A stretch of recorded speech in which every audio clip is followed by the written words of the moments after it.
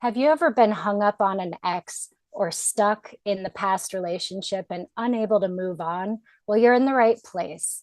Hi, I'm Whitney Kobrin, a dating and relationship expert and love coach. And today I'm going to tell you how you can let go of the past and finally move on. What if they all right? Baby, can we still shine? Tell me that we'll be fine. Always still the love. Hey, what if they all right? Baby, can we still shine? Tell me that we'll be fine. Always still the love. Yeah. What if they all right? Still shine. Tell me that we'll be fine. Always still the love.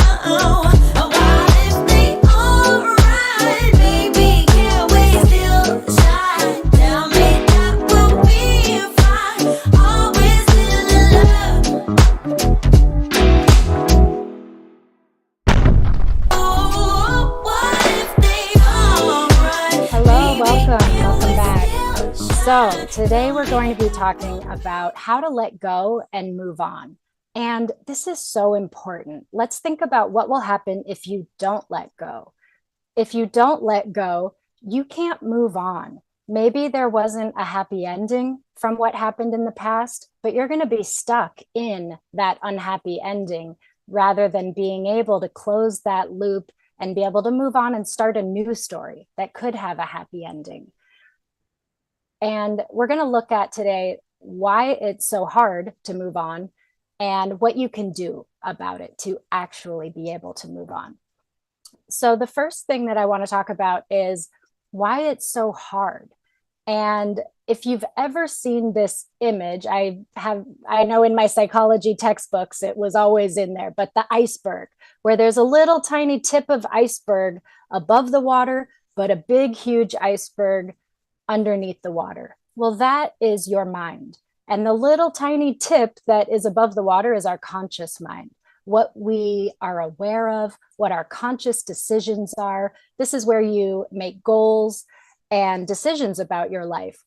But your subconscious, the big part that's under the water, you may not be aware of, but that is leading your life. So anytime that you feel this internal conflict of, I want to let go, but I can't, or I want to achieve this goal, but I can't, you know that your subconscious and your conscious mind are duking it out. So there is a battle happening between what one wants and what the other one wants. And our subconscious mind is programmed to keep us safe.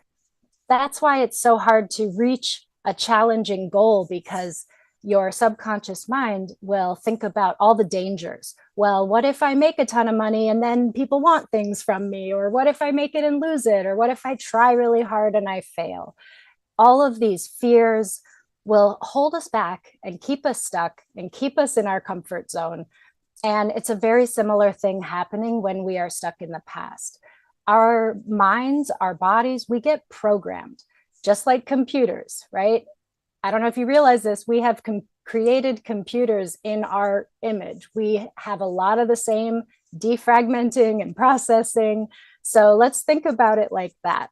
When you were with that person or when you were experiencing that past event, it felt good. And you began to be programmed to want that thing, to need that, to enjoy that. Let's just assume it's a person. You're having a hard time getting over an ex. And so you're programmed by being around that person all the time that that's what you want, that is your everything. And then all of a sudden, let's say they're gone and it's over and you just can't move on.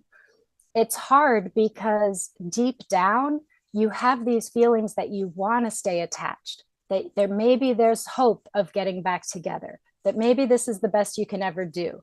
And so the first step to being able to let go and move on is to acknowledge, what are your actual thoughts? What are you actually thinking about this?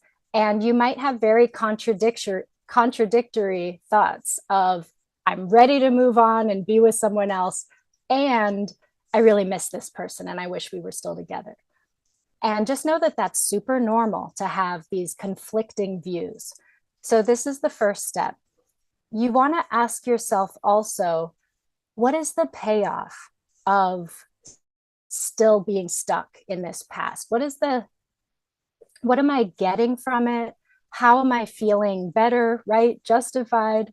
So this might look like if I'm hung up on the past and I'm asking myself, what's the payoff? Maybe if you have kids, you really are trying to be with that person still because there's kids involved and you really want them to have the family. Maybe you just have really positive memories, and now in your current life, you're not having those happy, positive memories. So you are still wanting what was in the past. Your payoff, it might be about being right. Maybe you made a decision a long time ago that that is your person, right? You committed to them, you're loyal, and you don't know how to break that commitment. It's just not something that we're taught to do. We're taught to make commitments and keep them. Granted, a lot of people are quite good at breaking their commitments, but some people really struggle with that. And so I want you to go through this process with a lot of compassion for yourself. Don't beat yourself up in this process. That is totally counterproductive. We want to be able to sit with the thoughts and then sit with the feelings. So when you are thinking about this, it might bring up uncomfortable thoughts, negative feelings. You might want to cry, you might get angry. But instead of just going around those or shoving them down or ignoring them or going and relying on your favorite coping mechanism, drinking, smoking, shopping, whatever it is, instead, you want to sit with that emotion. So, sitting with it means that you focus on it, you feel it, you let it give you all that feeling that you really kind of want to ignore. This is the first step, is just sitting with it. And then we can't just let go, right? If you've talked to other people and friends and family, they might just say, well, just let it go, move on, come on, let's go. And it's just not that simple. We need to process it. We need to get through this step. So after you are able to journal and write down all the thoughts around this thing, and then sit with the feelings that come up around that for a while, right? Maybe for some people in 5 minutes, they'll feel like they've been able to feel those feelings and process it. For other people, they could sit for an hour and maybe need some more time. It's a lot like meditation. I would recommend, if you have a hard time with silent meditation, to have some music, maybe even add some movement to this practice of just sitting with the emotion. And then you want to think about, of all those thoughts that came up, which ones are you ready to let go of? So this is where we connect the thoughts from the unconscious, subconscious mind to your conscious mind. In your conscious mind, you decide, okay, I realize that I'm hanging on to this because I think that there's still hope of getting back together. But I realize there is no hope. It's not going to happen. So you need to first give yourself permission. Say, I am going to move on from this. I am going to let go of this. If you never make that decision, it's going to stick with you and be really hard. So it's going to be important for you to decide, and no one else can decide this for you. And you can only do it when you're ready to do it. But it's a huge step to decide, I'm going to let go of this belief or this thought or this tie that is tying me to this person. And then you want to visualize letting it go. So thank it, because there's been some sort of payoff, right? It's given you hope, it's given you good feelings. Acknowledge that it was there for you, but you no longer need it. And visualize sending it away. Maybe you put it in a hot air balloon and watch it float away. Maybe you drop it into the middle of the ocean, like in Titanic. Maybe you light it on fire, send it in the mail, whatever it is. Really visualize as clearly as you can saying goodbye to that belief. Another thing that you can do to make this more physical is to find an actual object that represents that person. Or maybe you just write on paper and let that paper represent this tie that's keeping you stuck and in the past, and then destroy it, rip it up. If you could safely, in a safe place, light it on fire, let it go. There's a symbolic gesture to this, but it really does help us align what we're conscious of and what we're not conscious of. So we want to acknowledge what the feelings and thoughts are that are keeping us tied to it. Sit with that for a while, feel it, let it fully incubate and fully give you the message that it needs to give you, rather than pushing it down. Even if you have felt this a lot over years or months, it's important that you consciously decide to sit with that and then make a decision that you're ready to let it go, that you're ready to move on, state it out loud, and then visualize sending away this old tie. And then bring your attention to your heart and imagine your heart just coming back together and sealing up and healing. Imagine giving this healing energy to your heart. And when it comes to our energy, where your attention goes, your energy flows. So just imagining and putting your attention on your heart will allow your energy to go to your heart space, and just giving yourself some soothing touch, holding yourself, giving yourself a hug can be very nurturing when you're going through this kind of difficult letting go process. But you want to absorb all of the healing energy that you can, because it depends how you look at this. If you look at it like, oh my gosh, I'm letting something go, I'm so scared, I don't know what's going to happen, I need that, you'll be in this panicky state. And we don't want that. That's not going to be conducive to this healing process. So instead, bring all your attention to healing yourself and feeling good about this, being proud of yourself. You don't want to stay stuck in the past forever. Part of you does, but you know that there are better things out there for you. And in order to move on and create that happy ever after, it's important that we are able to let go, move on. And I'll say something also about forgiveness. Forgiveness is not for the other person, right? If somebody has wronged you, hurt you, left you, broke your heart, whatever they've done, it sticks with us, right? That heartbreak, that anger. But when we can, if we hang on to it, it's like you're taking poison, expecting them to die.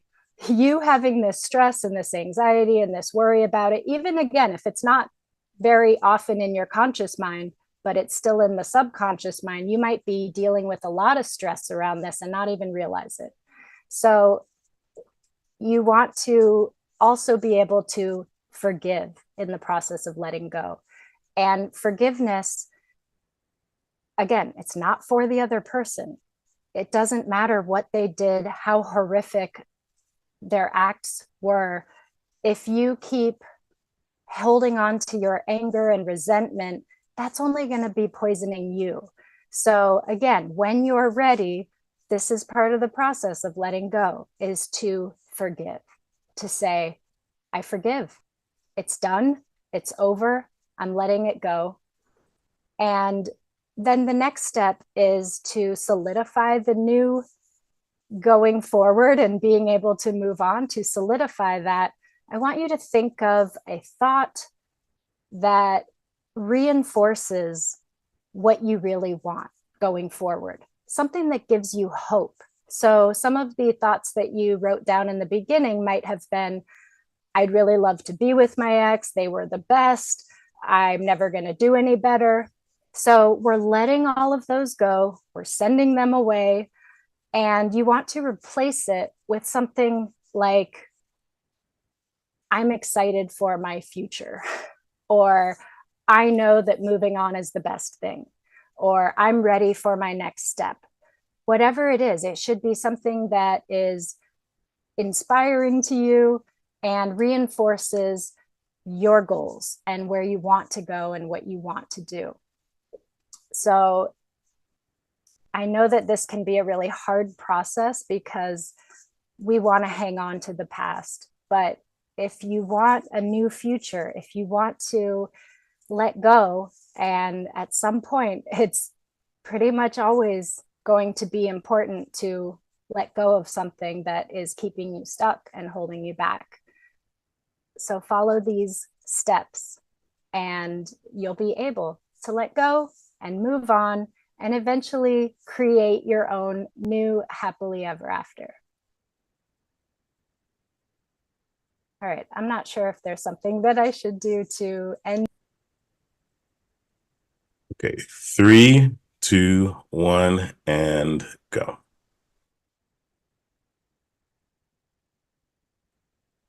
If you enjoyed the program today and got some benefit out of it, I would love to hear from you. You could reach me at my website, whitneykobrin.com. That's WHITNEYKOBRIN.com. And for ladies who are looking to improve their love life, their self-love, their dating, their relationship, I invite you to download my app. It's called Love Coach in My Pocket, and you can find it on Apple and you could find it on the iTunes store and Google Play Store.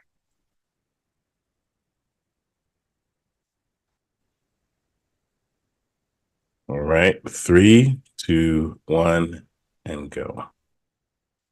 If you enjoyed this program and if you got something beneficial from it, I encourage you to follow the program and also reach out to me through my website, whitneykobrin.com. That's WHITNEYKOBRIN. And if you are a lady who is looking for love or looking to improve your self-love or turn your love life around in some way, please download my app. It's Love Coach in My Pocket, and there are courses and community and lots of resources for you there.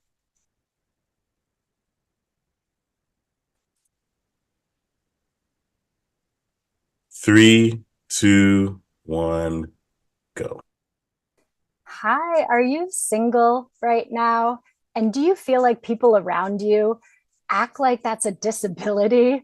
Are you sick of people giving you a hard time about being single when it's actually a choice and you're far better off being single than being in any kind of relationship that is unhealthy or draining of you?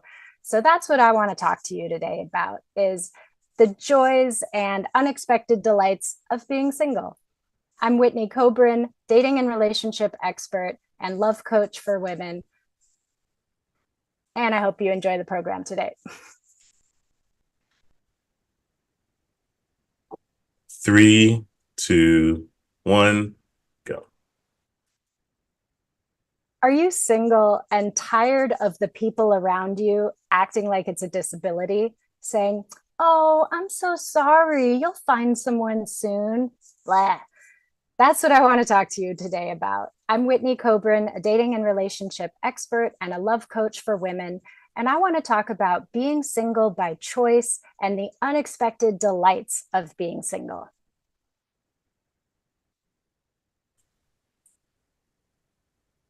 Three, two, one, and go. Hello, I'm Whitney Kobrin. Thank you for being here today. And I'm a love coach. I worked as a matchmaker. I work with a matchmaking company. I am all about love, and I love love. And I love helping people find happy, healthy, amazing, lasting relationships, reinvigorate their relationships.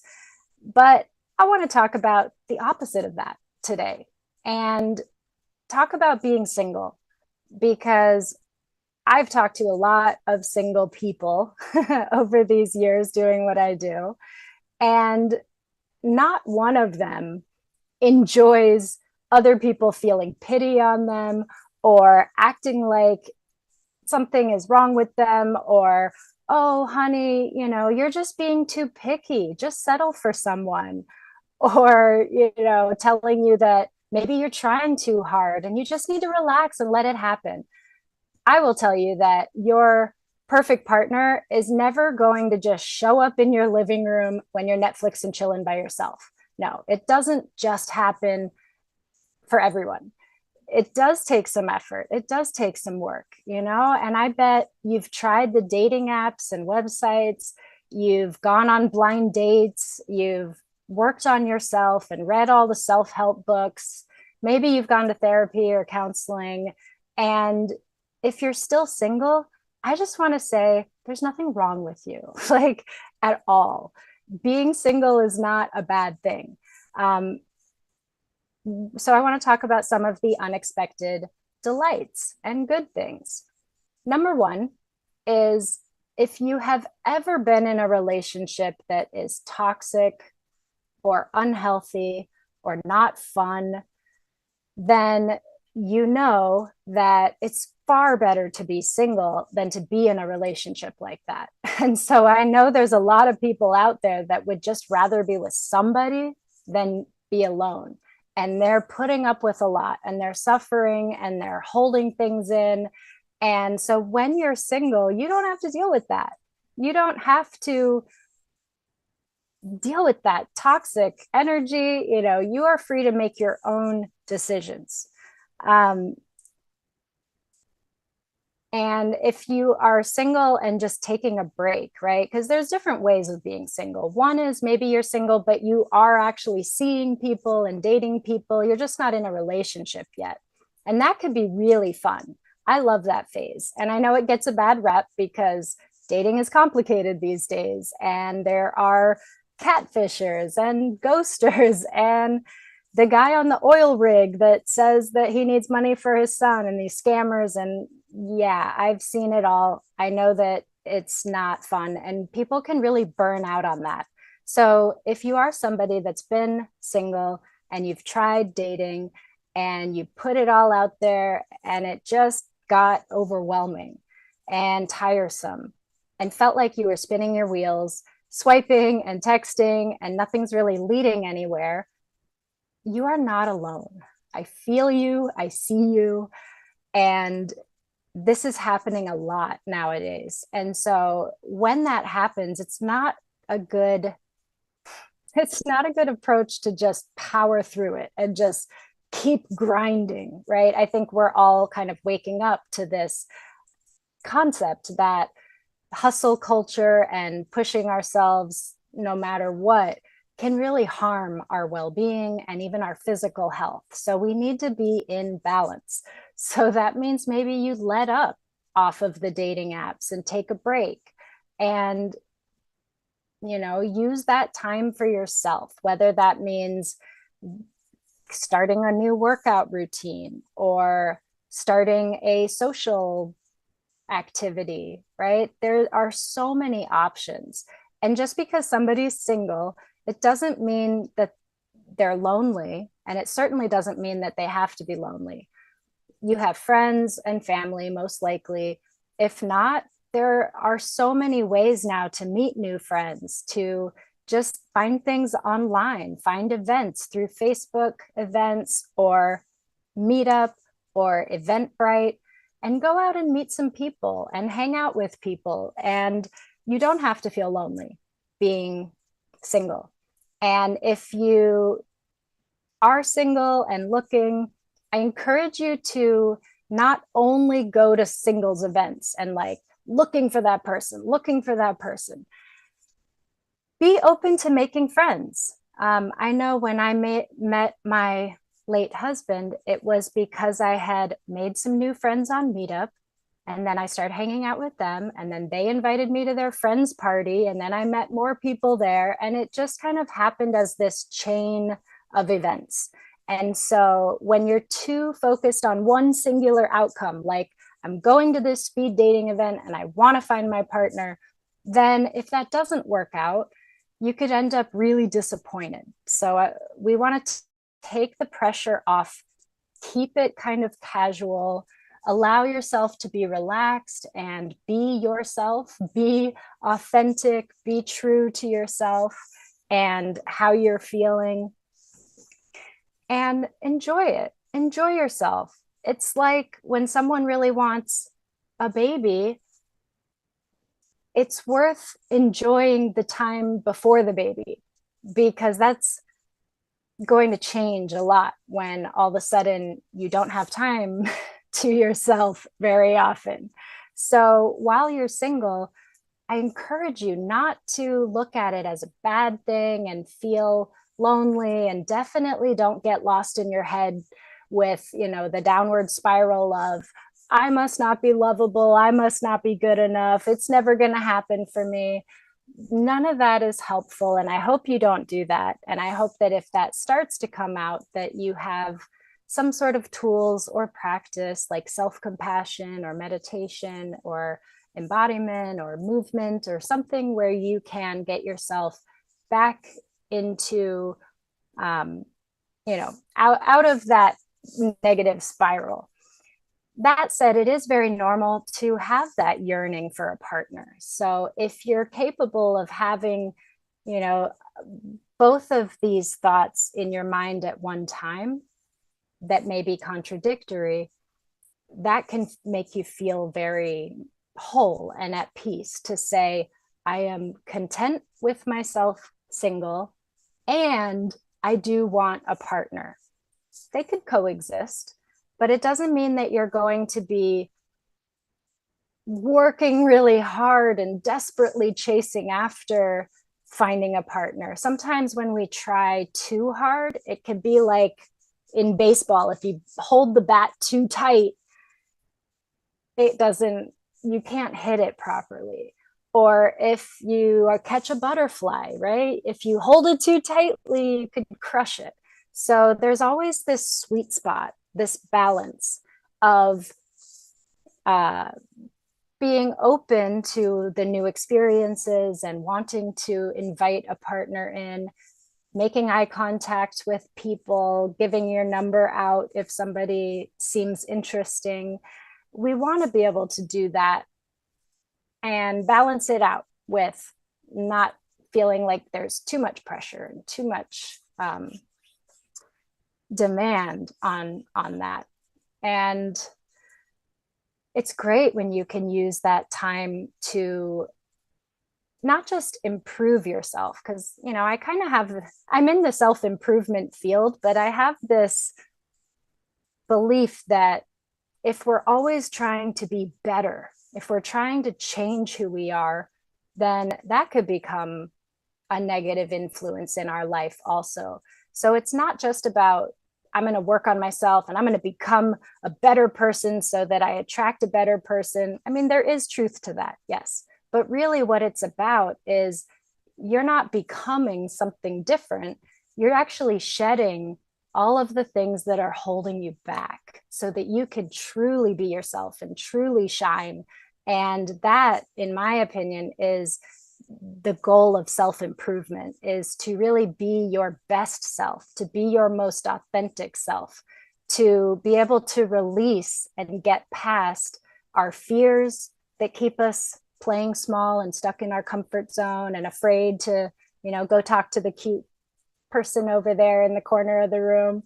We want to let go of the fear, the self-consciousness, the insecurities. When we let go of those things, that's how you become a better person. That's how you improve yourself, because you can just be more agile in your world, more dynamic, able to go with the flow and run with the punches. And when you are called to show up or to be your best self, that you're less shut down or less encumbered. That's a great thing that can come from being single. So pay attention to that and ask yourself, if you are single, Are you going about it like, oh man, yeah, I'm single, kind of deflating, want? Or are you like, yeah, I'm single and I'm using this time to enjoy what I like and explore what I like and be my best self? And that is such a magical place to be. And it does help you to attract a partner who's going to be, on that level with you. Um, I know people that have gone to on so many first dates and so many singles events, and they're just not finding their person. And usually they're very anxious about it. So, if I could give you one tip to improve your love life, to improve the way you feel single, to improve the chance that you'll find an amazing partner who loves you for you, is to work on being more at peace and more relaxed and letting go of this anxiety and worry and fear and insecurity. And I know that might sound like a tall order. If that's something that you feel stuck in, reach out, find a therapist or a coach. I mean, this is something that I work on with my clients.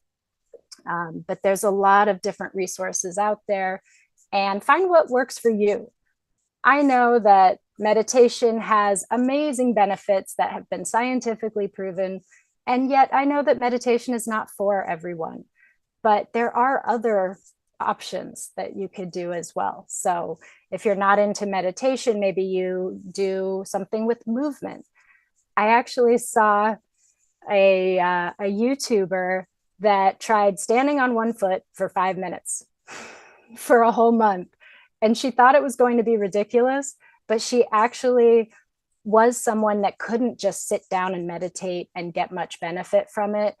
Overactive mind, was always getting in the way, just this antsiness in the body. But when she just tried standing on one foot for 5 minutes, it had all the benefits of what a meditation is. So keep trying new things, keep seeking answers. You really don't want to go into your love life, wherever you're at in that, with anxiety and worry and stress and fear. We want to be able to work through that. And communication really helps with that too. Maybe there is something that's weighing on you or something that is unknown, and that's why you're feeling anxious. So it helps to talk about it. It helps to be able to communicate with those around you, those that care about you, about what you need and how you feel. So this is a great tip that I give to people, even when they're dating and in relationships, that when we're dealing with conflict, conflict is actually an opportunity for intimacy. When we open up, when we're vulnerable, when we share with somebody how we're feeling and what we need, it actually creates more closeness. So there are tips and ways to do this, right? We don't have time to get into everything today. But really what I want to focus on is, if you are single, there's nothing wrong with you. And you hopefully know that already. And I encourage you to live it up and enjoy it. Do what's healthy for you. Do what's right for you. Go to therapy. Go to a counselor. There's group programs. There's all kinds of different options. There's information everywhere. Sometimes just getting the information isn't enough, right? How many times have you signed up for an online course or a free guide and then you don't even look at it? So that's why sometimes it is good to have a therapist or a coach that will actually meet with you and make sure that you're learning the things and practicing the things and implementing it into your life, right? Someone told me recently that no one hires a coach for information. They hire the coach for transformation. And I 100% agree with that. So if you are sick of people saying things like, well, maybe if you focused on your career less, then you'd have better luck. Or you're such a catch, it'll happen for you. Yeah, we don't want to hear that, right?